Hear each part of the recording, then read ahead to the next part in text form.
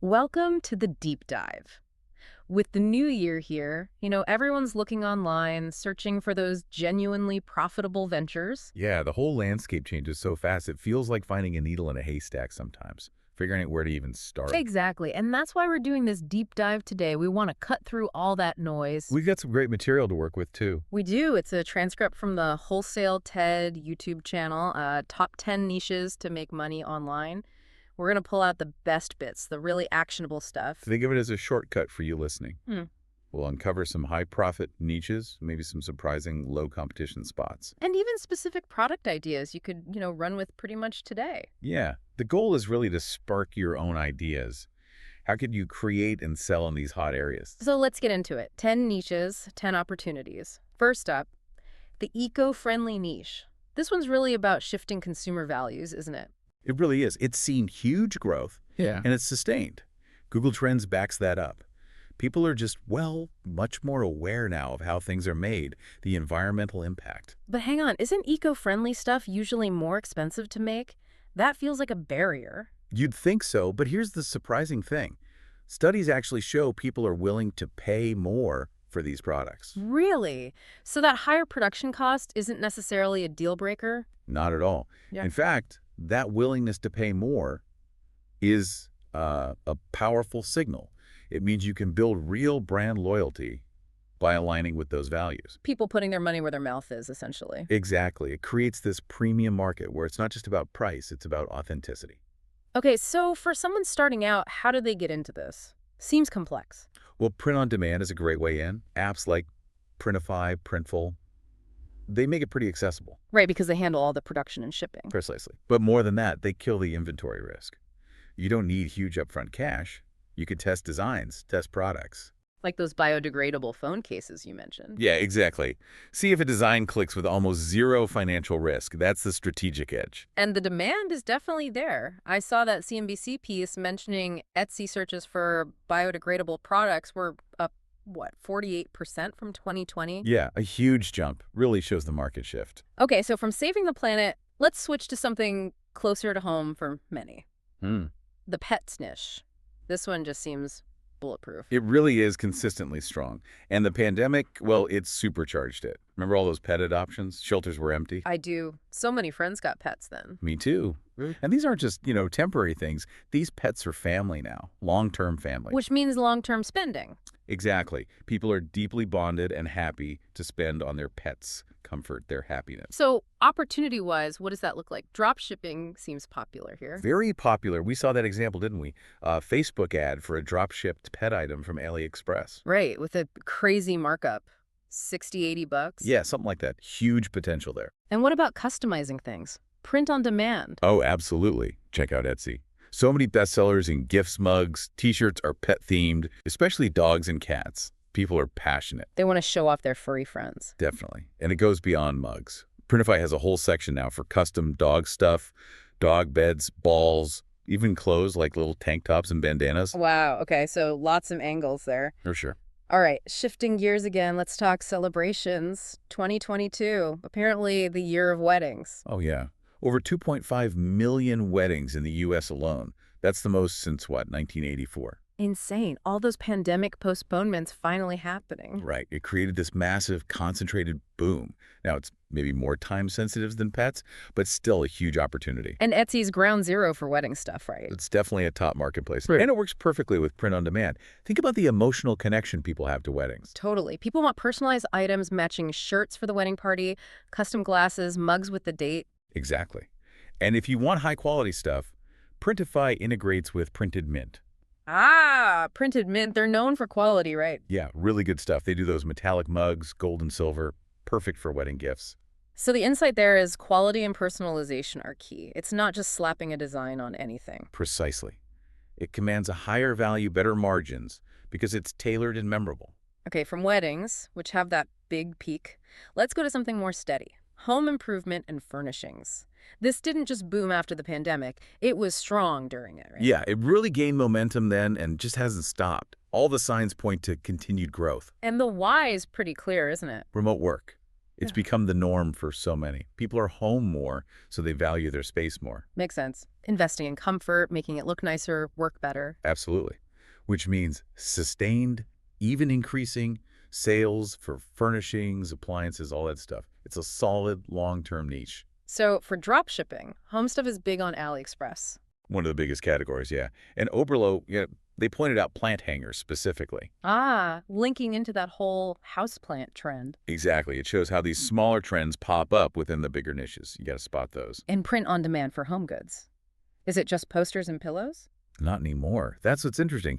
Printify has really expanded. It's not just the usual suspects. Like what? Think custom wireless phone chargers, Hmm. decorative jewelry boxes, even like outdoor Bluetooth speakers you can customize. Wow, okay. That's way beyond just wall art. Totally. It shows how print on demand itself is evolving, tapping into tech and convenience within the home space. Yeah. It's personalization plus modern living. All right, let's get a little experimental now. Niche 5. Mood clothing. This sounds different. It is. Definitely more experimental, but potentially really rewarding if you're creative. There's this store, Cider Clothing, that just blew up on TikTok. Cider clothing, right.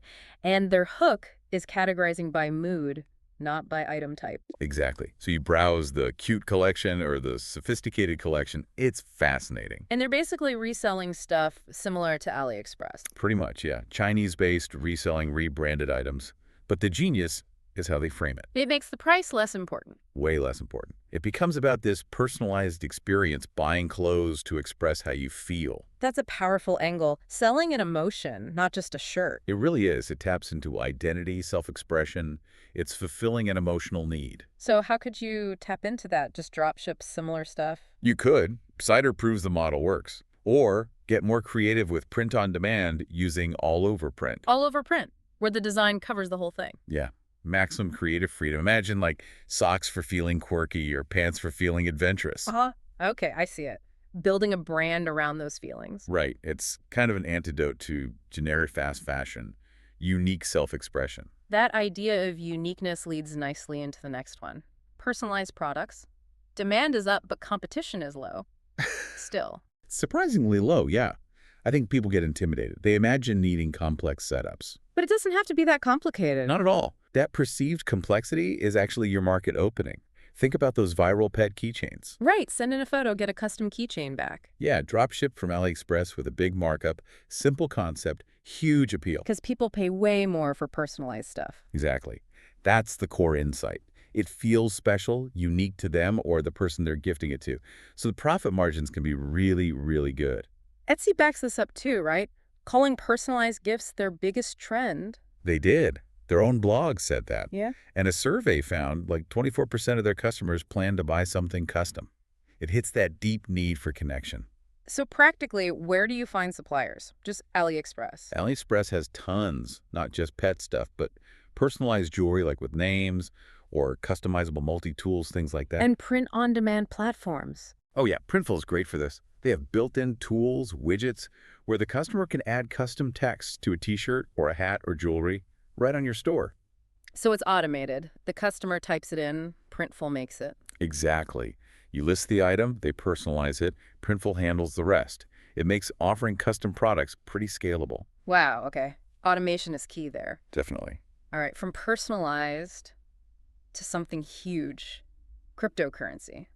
Obviously massive and looks like it's staying strong. Yeah, the whole crypto space just exploded. But the opportunity we're looking at isn't just trading coins. Right, it's the merch. Crypto-themed gifts via print-on-demand, like on Etsy. Exactly. And what's amazing is how, well, underserved that niche still feels.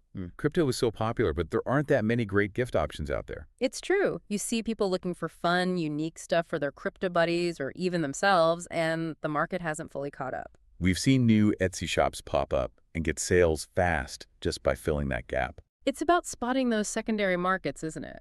Where there's passion for the main thing, there's demand for related stuff. Absolutely. So the question for you listening is, what cool crypto gift ideas could you come up with for print on demand? Good question. Okay, next niche. Maybe a bit unexpected. Hiking. I think a lot of people thought that was just a lockdown fad. Right, that it would just drop off. But it hasn't. It's leveled off way higher than it was pre-pandemic. And the data backs that up. People are still buying gear. Yeah, the Google Trends showed interest in actual hiking products. bags, pants was even higher in 2021 than 2020.